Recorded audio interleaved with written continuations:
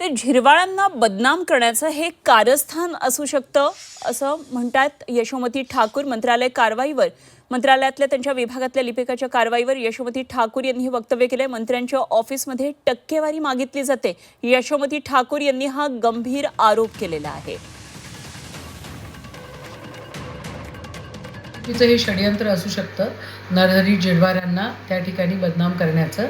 पण त्याच्या पलीकडे माझं ठाम मत असं आहे की आता मंत्रालयामध्ये ह्याच गोष्टी सुरू आहे आणि कोणत्याही मंत्रालयामध्ये तुम्ही जा, कोणाच्याही ऑफिसमध्ये जा, टक्केवारीचा हिशोब तिथे आहे आणि आता तो लोकांसोबत त्याचं त्याचं उघड झालेलं आहे.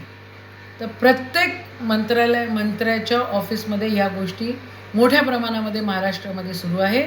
टक्केवारीचं सरकार त्या ठिकाणी बसलेलं आहे असंच मी म्हणेन.